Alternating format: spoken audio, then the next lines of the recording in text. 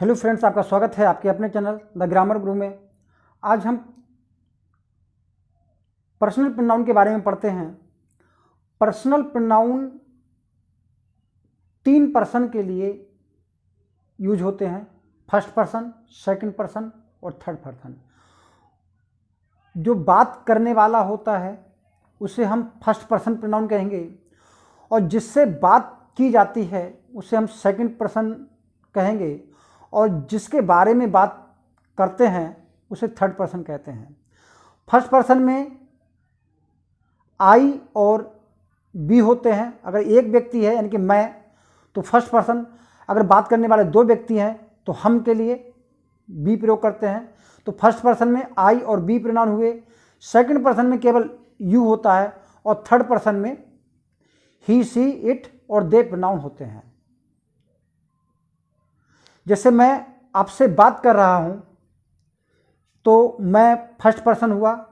यदि मेरी जगह 2 लोग होते जो आपसे बात करते तो हम बी का प्रयोग करते। और आप जो हमारी बात सुन रहे हो आप सेकंड पर्सन प्रोनाउन हुए। और आज हम प्रोनाउन टॉपिक की बात कर रहे हैं तो टॉपिक प्रोनाउन है वो थर्ड पर्सन हुआ, यानी जिसके बारे में बात हो रही है वो थर्ड पर्सन। कहने वाला फर्स्ट पर्सन, सुनने वाला सेकंड पर्सन और जिसके बारे में बात की जा रही है वो थर्ड पर्सन। तो इसमें हम देखते हैं 3 पर्सन प्रोनाउन है। फर्स्ट पर्सन में आई बी शामिल है, सेकंड पर्सन में यू शामिल है और थर्ड पर्सन में ही, सी, इट, दे होते हैं। जो पर्सन स्पीकिंग होता है फर्स्ट पर्सन और जिससे बात की जाती है स्पोकन टू सेकंड पर्सन और स्पोकन ऑफ जिसके बारे में बात की जाती है वो थर्ड पर्सन। इनके सही प्रयोग के लिए हम पहला रूल पढ़ते हैं। पहला रूल है a pronoun must agree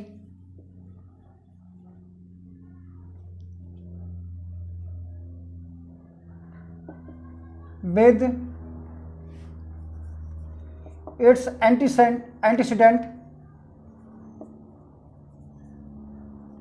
in number,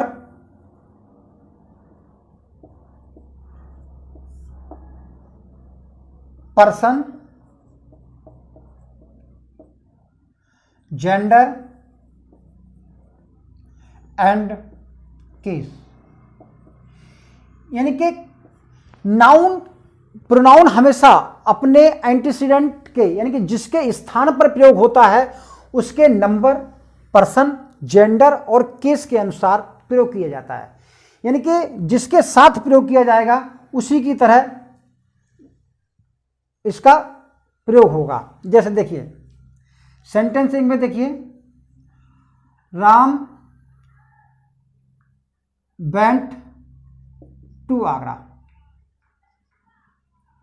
and he saw the Taj. हमने राम सिंगुलर है उसके साथ हमने ही प्रयोग किया है, यानी कि राम के अनुसार ही प्रयोग हुआ है। अगर यहां पर कुछ इस तरह होता, Ram and his friends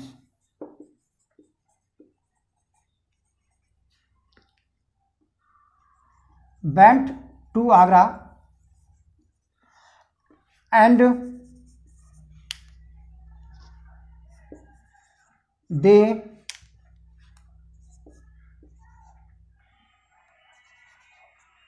saw the ताज।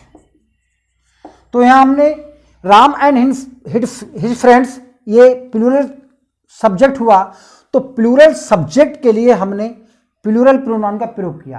यानी कि नाउन प्रोनाउन हमेशा अपने एंटीसीडेंट, नाउन हो सकता है प्रोनाउन हो सकता है, उसके अनुसार उसी के नंबर के, उसी के जेंडर के, उसी के केस के अनुसार यूज होते हैं। और एग्जाम्पल देखते हैं।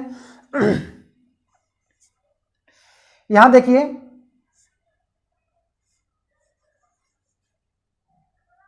The principal principal and manager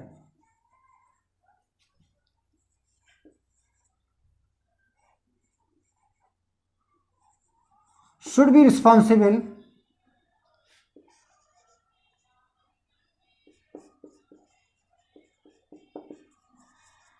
for his duty।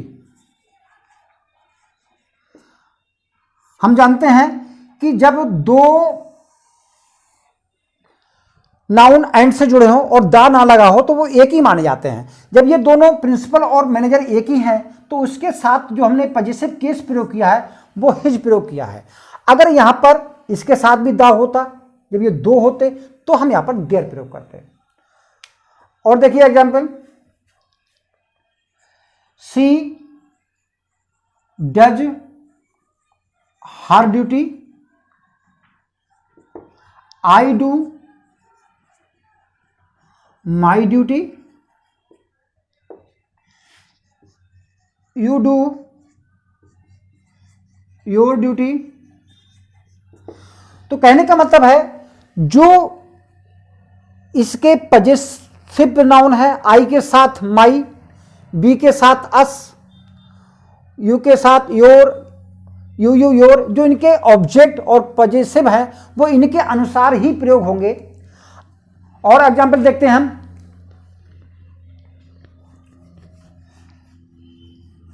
अगले देखिए,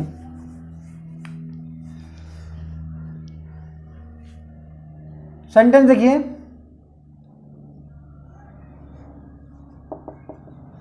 neither you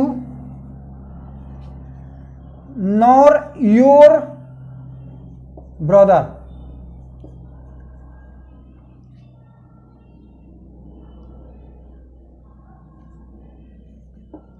did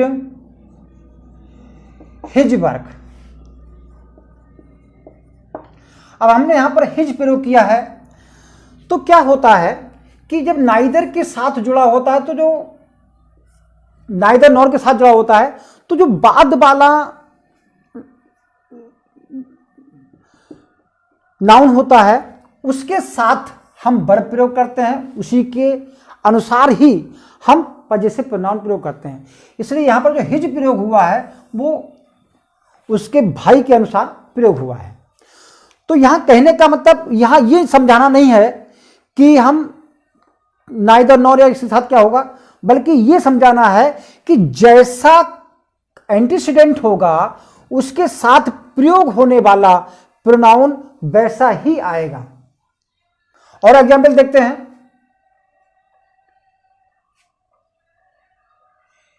he as well as his friends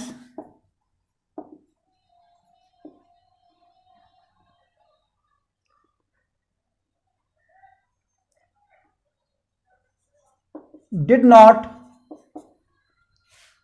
do his work। यहां पर हमने ही के साथ हिज प्रयोग किया है क्योंकि एज वेल एज के साथ पहले सब्जेक्ट के अनुसार ही प्रयोग होता है। तो यह बात आपको ध्यान रखनी पड़ेगी। यहां मेन उद्देश्य है कि हम ये प्रूव कर रहे हैं कि जैसा सब्जेक्ट होगा और उसी के अकॉर्डिंग ही हम प्रोनाउन प्रयोग करेंगे। अब हम दूसरे इसके नियम पर आते हैं, इतना आप नोट कर लीजिए।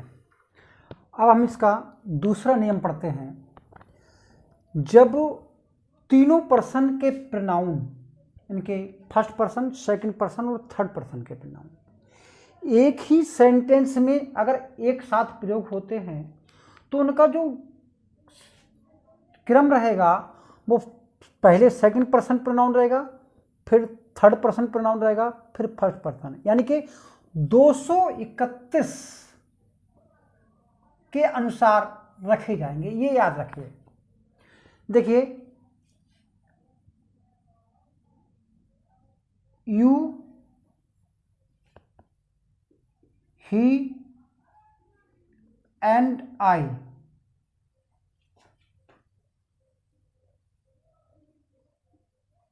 were doing our work। ये इनका क्रम रहेगा। जब हम इस सेंटेंस को देखते हैं तो हम यहाँ पर दो एक बातें और ध्यान रखेंगे। पहली बात, इनका हो गया क्रम। क्या क्रम हुआ? 2 3 1। फिर दूसरी बात करेंगे इनके हम वर्ब। वर्ब कौन सी रहेगी? प्लूरल। तीसरी बात हम करेंगे इनके साथ, तो इनके साथ पजेसिव प्रोनाउन। हमने आवर प्रयोग किया है, तो पजेसिव प्रोनाउन भी आपका कौन सा प्रयोग होगा? तो यहां पर हमने आवर प्रयोग किया है। अब इसको देख लेते हैं, ये हमने इसके साथ आवर ही क्यों किया, योर्स क्यों नहीं किया या देयर्स क्यों नहीं किया? जब हमारा सब्जेक्ट प्लूरल है तो हमने यहां देयर्स प्रयोग क्यों नहीं किया, इस बारे में हम अभी बात कर लेते हैं। फिलहाल इन दो बातों को याद रखिए। पहले इनका क्रम याद रखिए, ये क्रम रहेगा। दूसरी वर्ब, भाई जब सब्जेक्ट प्लूरल है तीनों को मिला करके तो वर्ब प्लूरल होगी। अब हम इसके बारे में बात कर लेते हैं कि हमने यहां पर ओवर प्रयोग क्यों किया। देखिए, कोई से भी प्रोनाउन हो, अगर इनके साथ प्लस फर्स्ट पर्सन प्रोनाउन रहता है, प्लस फर्स्ट पर्सन प्रोनाउन रहता है, कोई सा भी प्रोनाउन चाहिए, तो वहां हम आवर ही प्रयोग करेंगे। चाहे यू के साथ आई प्रयोग हो, चाहे ही के साथ आई प्रयोग हो, चाहे दे के साथ आई प्रयोग हो, चाहे सी के साथ आई प्रयोग हो, सी दे ही किसी के साथ आई प्रयोग हो, अगर है तो हम जो पजेसिव प्रोनाउन रखेंगे वो हम आवर प्रयोग करेंगे। देखिए,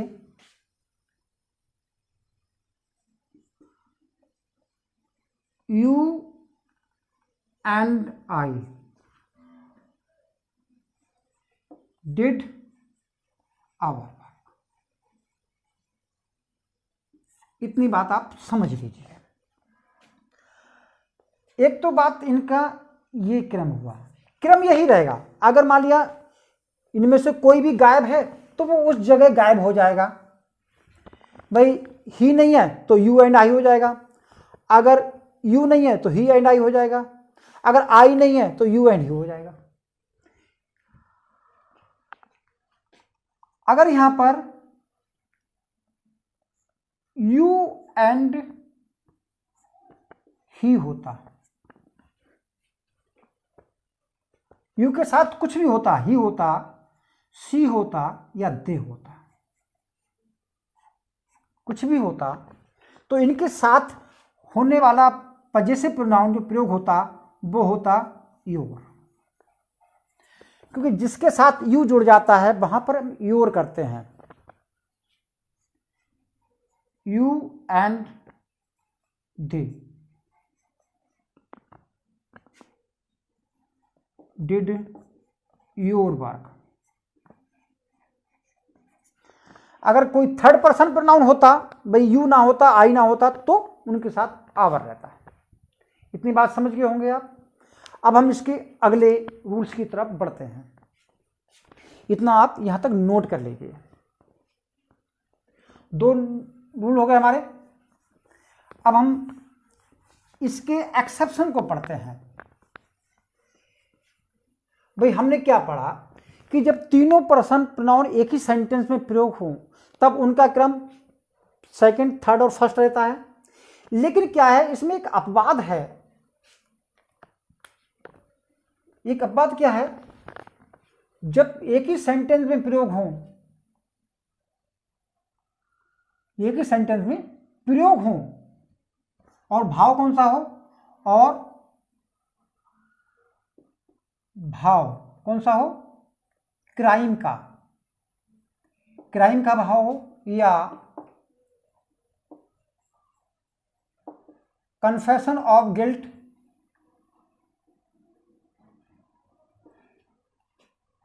एंड फिला,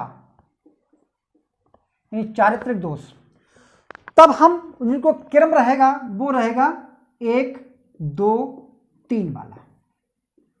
देखिए I, you and he were involved in that crime, तो हम उसको इस क्रम में रखेंगे। इतनी बात समझ में आ गई होगी। अब हम एक अगले नियम की तरफ बढ़ते हैं। अगला नियम क्या है? थर्ड की बात।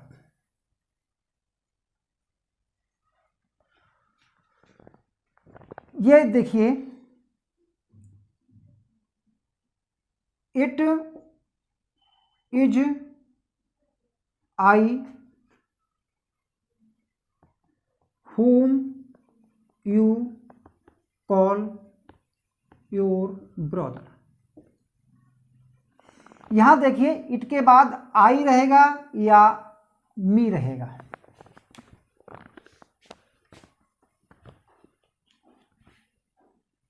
इट इज आई, इन दोनों में से कौन सा रहेगा, इस बात पे विचार कीजिए।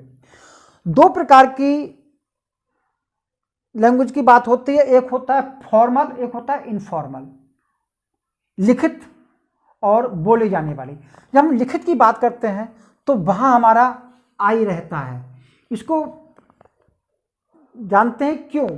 क्योंकि इट इज आई, इसका मतलब हुआ it is equal to I. It जो किसके बराबर है? आई के बराबर। अगर मैथ की भाषा में सीखें तो इट बराबर आई है। कहने का मतलब है आई यहां पर सब्जेक्टिव केस है, यानी कि सब्जेक्टिव कंप्लीमेंट है। सब्जेक्टिव कंप्लीमेंट है यानी कि सब्जेक्ट को पूरा कर रहा है, अतः ये यहां पर सब्जेक्टिव केस में रहेगा। तो क्या कहते हैं, नियम क्या कहता है? रूल कहता है कि बी वर्ब के कंप्लीमेंट के रूप में प्रोनाउन सब्जेक्टिव केस में रहता है।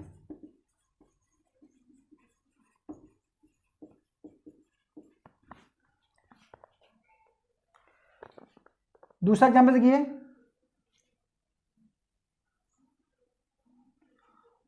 This is he who helped them. ये तीसरा नियम हुआ, इसको आप यहां पर नोट कर लीजिए। अब हम एक अगले नियम की तरफ बढ़ते हैं, इतना नोट कर लीजिए ताकि मिटा दें। अब हम बात करते हैं अगले नियम की तरफ, जब हम कंपैरिजन करते हैं। देखिए जब हम कंपेयर करेंगे सेंटेंस को, थर्ड है फोर्थ,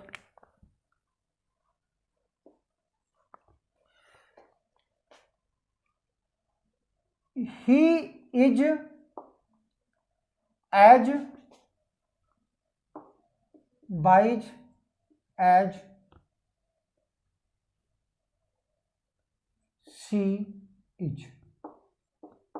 इस सेंटेंस में यहां पर सी आएगा या हर आएगा, इस बारे में हम चर्चा करते हैं।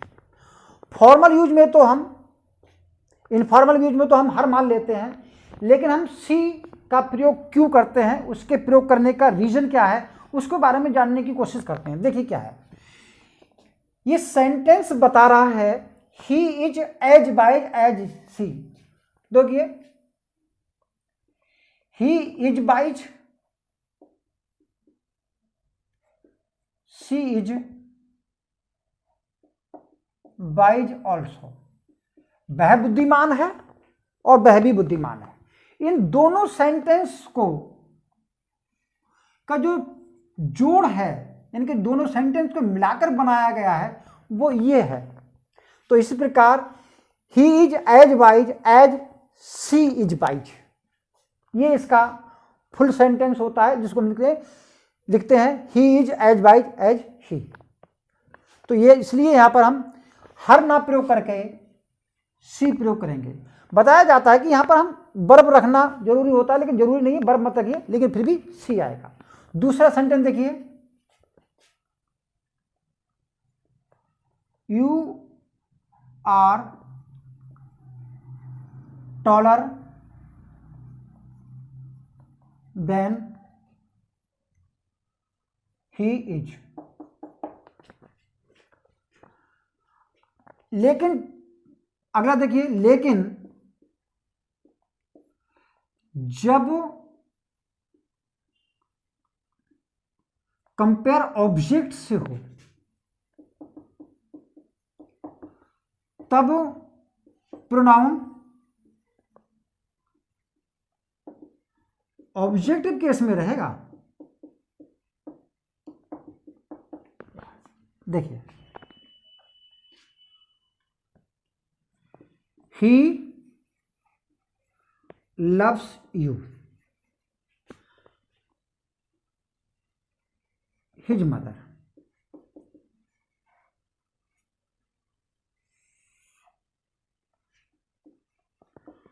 More than me.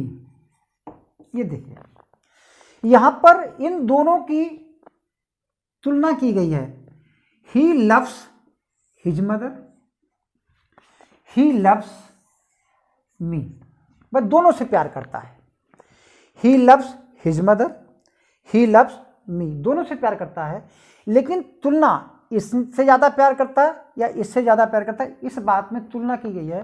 तो हिज मदर यहाँ पर ऑब्जेक्ट है और तुलना उसकी ऑब्जेक्ट से की गई है, तो यहाँ पर मी ऑब्जेक्टिव रूप में होगा। इस सेंटेंस को अगर हम रीराइट करें तो कुछ ऐसा बनेगा, ही लव्स हिज मदर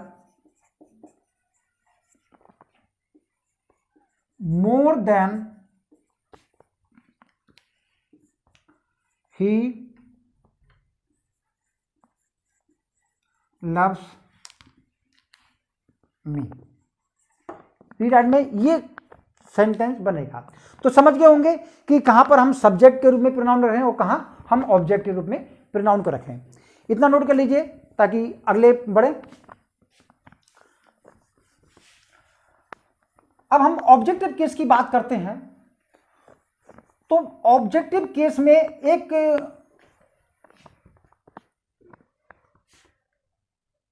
नियम देख लीजिए कि जब प्रोनाउन ऑब्जेक्ट के रूप में प्रयोग होता है तो दो जगह प्रयोग होता है। एक होता है वर्ब का ऑब्जेक्ट और सेकंड होता है प्रीपोजिशन का ऑब्जेक्ट। यानी दोनों जगह ऑब्जेक्ट के रूप में प्रयोग होगा। जहां प्रोनाउन की पोजीशन ऑब्जेक्ट की है वहां प्रोनाउन ऑब्जेक्टिव केस में ही आना चाहिए, किसी और केस में प्रयोग नहीं होगा। हम एग्जांपल देखते हैं। देखिए, राम हेल्प सीता। और हम सीता को ऑब्जेक्टिव केस में है यहां पर, अगर हम इसके लिए कोई प्रोनाउन रिप्लेस करें तो क्या होगा? राम हेल्प्ड हर होगा या सी होगा? भाई नेचुरल है कि सीता यहां पर ऑब्जेक्टिव केस में है तो यहां पर हर प्रयोग होगा, ना कि सी। तो कहने का अर्थ है जो पोजीशन ऑब्जेक्ट की है, अगर प्रोनाउन उस पोजीशन पे प्रयोग होता है तो वहां ऑब्जेक्ट के रूप में प्रयोग होगा। सेंटेंस देखिए, लेट हर या सी कम इन। यहां पर कौन सा सही रहेगा? ये सही रहेगा या ये सही रहेगा? तो नेचुरल है कि लेट हमारी वर्ब है। जब लेट वर्ब है तो इसके साथ प्रयोग होने वाला जो है वो ऑब्जेक्टिव केस में आएगा, तो इसलिए यहां पर हर सही रहेगा और सी नहीं लगेगा। तो लेट के बाद जो आता है केस वो प्रोनाउन ऑब्जेक्टिव केस में आएगा। Let you and me, let him and me allow do this work। ये तो रही बात वर्ब के बाद आने वाली। अब हम प्रीपोजिशन के बाद देखते हैं। देखिए सेंटेंस देखिए,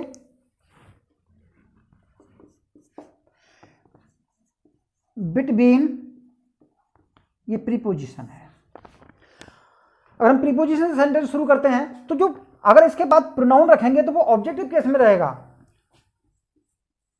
यू एंड मी,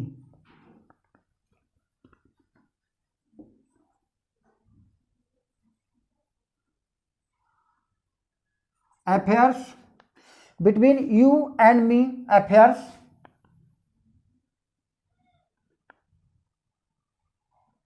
आर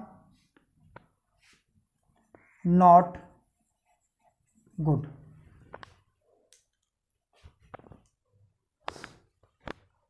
यहां देखिए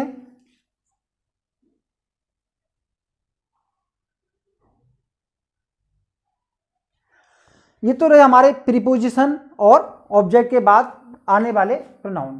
अब हम देखते हैं अगला, इतना नोट कर लीजिए।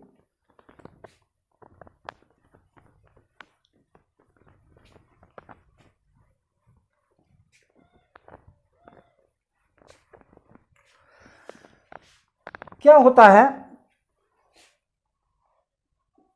देखिए जब हम ट्रांजिटिव वर्ब, हमेशा ट्रांजिटिव वर्ब के बाद हमेशा कोई ना कोई ऑब्जेक्ट रहता है।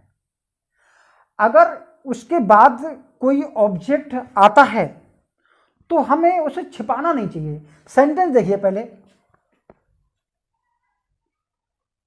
This is the book,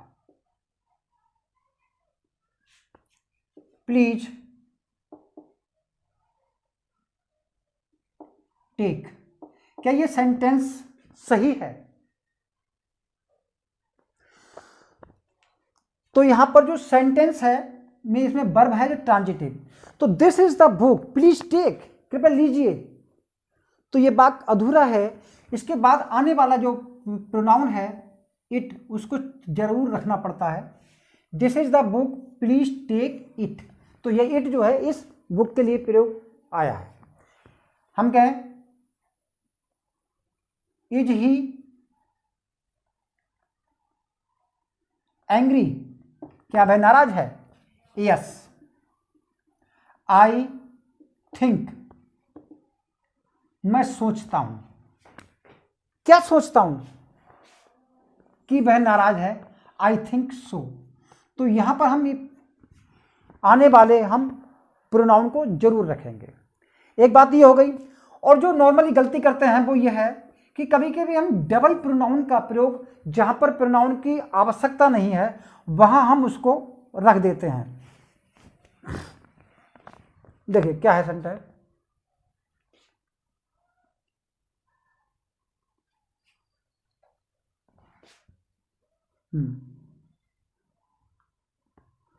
the boy who works hard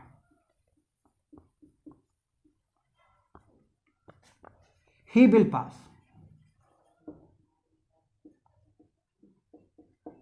जो बॉय कठिन परिश्रम करता है वह पास होगा। तो देखिए क्या है,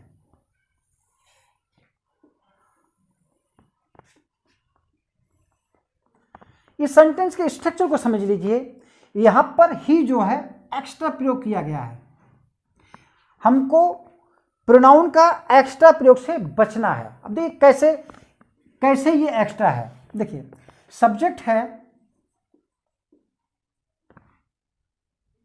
द बॉय, इसके साथ जो वर्ब आई है वो आई है बिल। तो इस बॉय के साथ जो वर्ब है वो बिल है। Who work hard, who subject है, इसके साथ जो वर्ब है वो वर्क है। तो इसके साथ कौन सी वर्ब है? तो यानी कि मतलब ये एक्स्ट्रा प्रयोग किया गया है। तो ऐसे में हम इस जो प्रोनाउन का एक्स्ट्रा प्रयोग है इससे बचेंगे। एक यहां पर नॉर्मल गलती पूछी जाती है, तो बता दिया है कि हम देखेंगे कि किस हमारे प्रोनाउन को अंडरलाइन कर लें। नाउन और जो सब्जेक्ट है, नाउन प्रोनाउन जो भी सब्जेक्ट है उसको अंडरलाइन कर लें और ये देखें ऐसे सेंटेंस में कि किसके साथ कौन सी वर्ब प्रयोग हुई है।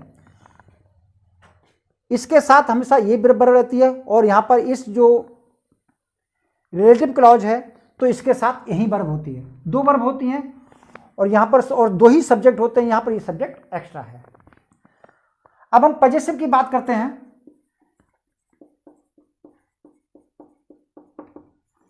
पजेसिव, पजेसिव में देखिए आपके यहां टेबल देखिए, एक ये और दूसरा ये एडजेक्टिव है और ये प्रोनाउन है। तो देखिए कैसे है, यहां पर है माई और दूसरा है माई, इन दो को ही समझते हैं। अब हम पजेसिव प्रोनाउन माई माइन में अंतर पढ़ते हैं। माई आपका एडजेक्टिव है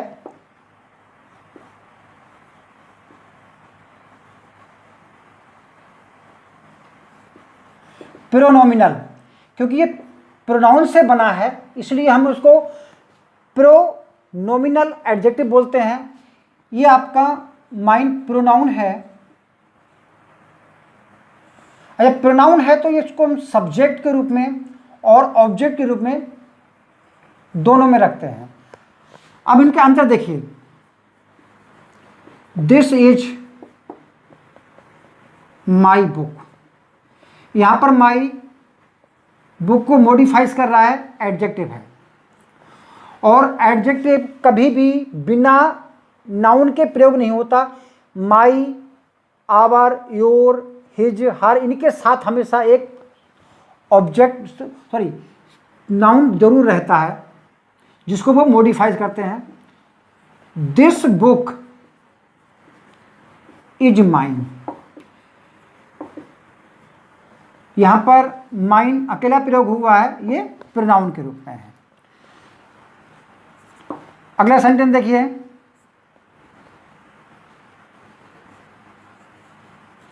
दिस इज योर कार,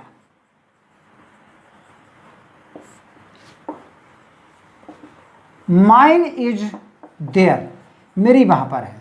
तो यहां पर माइन एज ए नाउन की तरह यानी कि सब्जेक्ट की तरह प्रोनाउन को हमने यूज किया है। अब इसका सेकंड प्रयोग देखते हैं कि सेकंड प्रयोग में जो कॉमन मिस्टेक आती है वो है इट्स। इस इट्स की जगह वो इस एपोस्ट्रोफी वाले इट्स का प्रयोग कर देते हैं। इन दोनों में अंतर क्या है भाई? इट्स आपका प्रोनोमिनल एडजेक्टिव है और जबकि इट्स जो है इट इज की कॉन्ट्रैक्टेड फॉर्म है, यानी कि संकुचित फॉर्म है। तो यहां पर जब भी अपने के अर्थ में प्रयोग होगा तो इस इट का प्रयोग होगा, ना कि इस इट्स का। जैसे the dog wait its tail. तो यहां पर कुत्ते ने अपनी पूंछ काटी, तो यहां पर इस इट का प्रयोग होगा।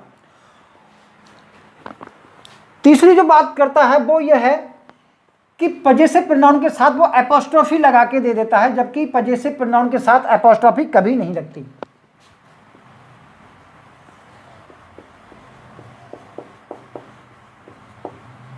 पॉजेसिव के साथ